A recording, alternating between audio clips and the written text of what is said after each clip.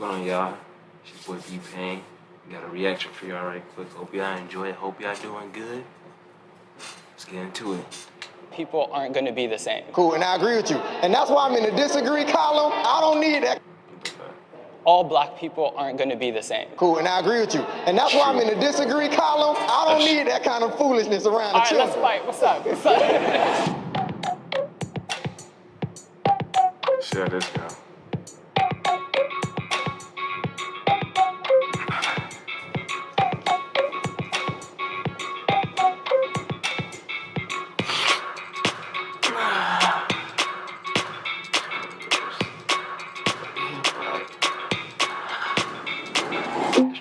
Funny. Enjoy. 3, 2, 1. That's a wild first question. I ain't gonna lie. Wild first question. Run over here. Tripping. Tripping. I thoroughly enjoy fried chicken. I love it. You know, I understand the stereotypes about it and all that kind of stuff, but... Who don't like fried chicken? Come on now. Come on now. Who don't like fried chicken?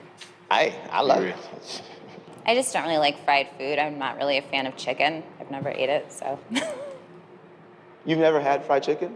I have had it. I don't enjoy it. I don't really eat fried foods. I try to eat pretty healthy, so. There is nothing wrong with white people. 3, 2, 1. You don't know how to feel. I feel like I'm always on the wrong side of the room.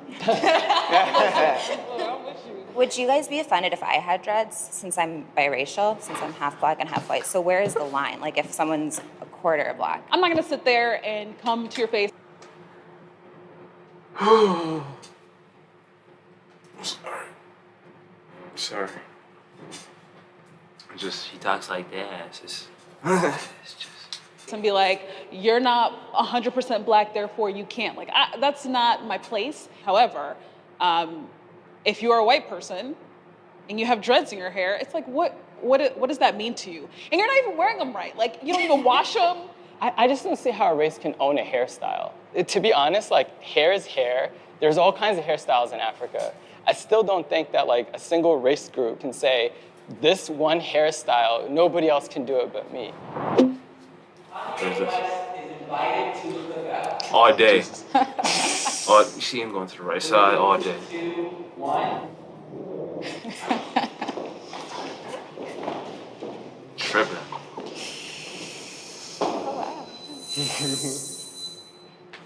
This cookout needs to just die. Like, no more cookouts. No, bruh, just go home. Like, there ain't no cookout. I'm sorry, I strongly agree because I don't like the idea of perpetuating this concept that all black people have to be the same and think the same and act the same. I don't think he's fully understood. People like Kanye are creatives and he uses like creative speech. And some people just take him at face value or like kind of like the literal sense of what he's saying. And if you did that, every creative could be taken the wrong way.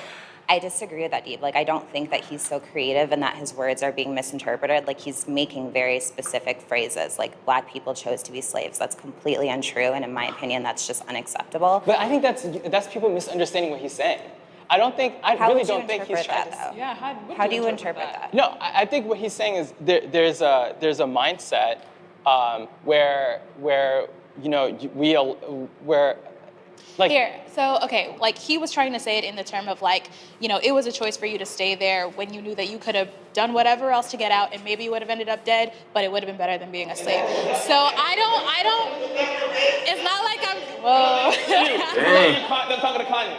This negates the millions of people who did. Don't you believe that today there are people whose mindset they're corporate slaves or they're people? But you gotta be careful with the language you use. Kanye's an artist, he's a lyricist. So you can't say stuff like that because some people haven't learned their history yet. And some people don't know that it was millions and millions and millions of blacks who fought oppression, who fought slavery. But you're right in that he needs to be more conscious of his word choice because there's not everybody who's going to understand that. And that's why I say somebody as smart as Kanye, I think he's doing this for shock value and for money. And if he's doing that, he's setting people back. And that's why I can't rock with him on that. What scares me is the second somebody speak in PC or not, or they're able to articulate what they're trying to say well or not, that they're excluded from cookouts and from a culture and from your identity. And I think that's scary because I'll tell you right now, the more we treat people who are different and isolate ourselves even, I think the worse it is for us long term.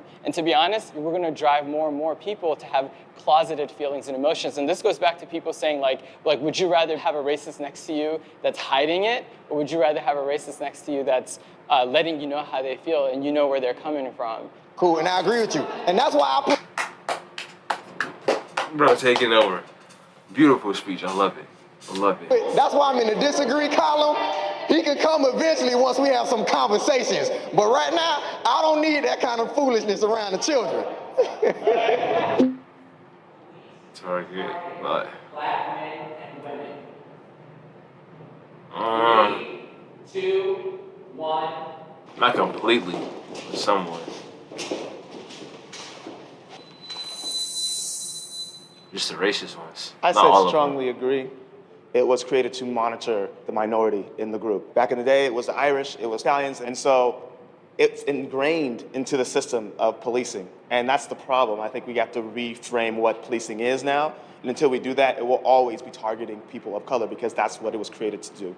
I see it as like there's a little bit of a socio-economic piece to it. It's like kind of saying the SEC mostly prosecutes white people through like years of institutional racism, you know, where there's poverty and there's communities that are kind of like have created this like perfect storm of issues, like whether it's legal issues, people robbing each other, selling drugs or whatnot. You know, the idea is if you police that neighborhood more, you're going to have more of them arrested. Can I ask you, Adib? Can I ask you, like, do you feel like there are equal amount of arrests happening on Wall Street than there are happening in the hood? Like the white collar like crimes are I do think they're less like monitored and less, you know, but without having all the data that I need. But I do feel that they don't suffer as much consequence They don't. when they commit crimes. That's very true. You got to look at the prison industrial complex here too in the U.S. That's huge business. So, and if you look at a group of citizens that have been perceived as no value having to society or whatever, okay, boom, we're gonna push them, we're gonna pipeline them into that system. Yeah, I also think that, you know, the qualifications to become a police officer are so low. And it's like, my life is literally in your hands, man. Like, if I get pulled over, maybe that will be the day that I go home to be with the Lord. And I think that that's really tough for me because you don't want to be distrustful of the police. But they're so incredibly distrustful of us that it's like, you could literally kill me. My father worked in law enforcement, and he's a black man. So there are some law enforcement officers that don't feel that way. However, I think a lot of it does have to do with fear and the fear of black people. So I think that if we kind of address that fear level and that we didn't portray black people, especially black men, as, you know, big, scary guys, that would change a lot of stuff. I act differently around black. 3, 2. Gotta get this coat on, right? Oh my gosh. All right, good. All right, let's go. Come on, man. 1.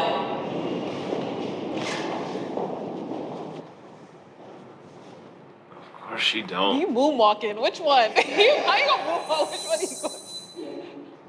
I agree that I act differently around people that aren't black just because, like, corporate America doesn't want to hear me talking, doesn't want to hear me speaking in slang, and I am not happy about it. Like, I wish that it was different, but I feel like I need to do to fit into that group. I strongly disagree. I am me wherever I go. I'm a proud black man, and I'm gonna speak my truth every day of the week.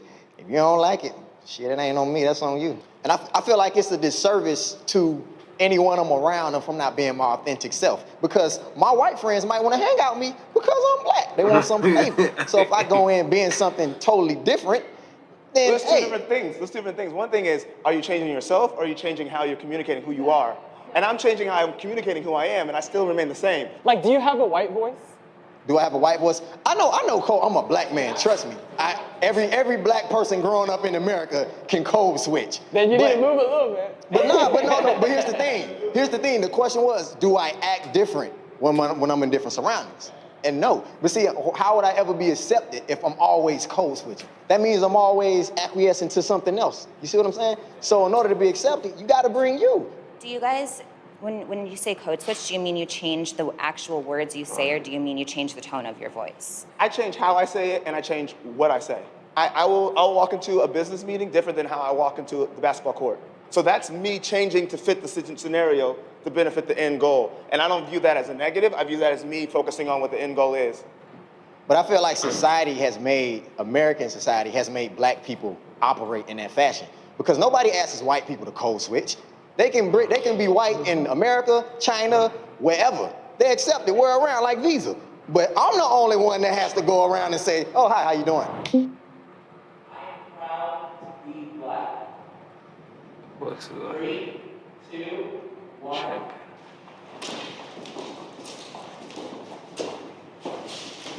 Well, all right, y'all. That's what I'm talking about. Hand clap for y'all. Yeah. I'm glad that we all strongly agree. Yeah. I appreciate I my love guy. that, I'm straight. I'm we cool. can have these discussions and like still go home Dog. knowing that we're family, and I love being black. I love that blackness is expressed many different cool, ways. bro. It's I'm not cool. just Appreciate one it. way. I'm proud to be biracial. I'm proud of my immigrant half, proud of my black half. My ancestors bought their own freedom from slavery. Yeah, I love being black. I wouldn't have it any other way. I mean, yeah, it presents its challenges, but I couldn't fathom being something else. So I am very proud to be an African American here in America. Yeah. This was fun. Thank you. He did not have fun. Listen, the comment section is going to be blown up on these topics alone. It's a good vid. Cheese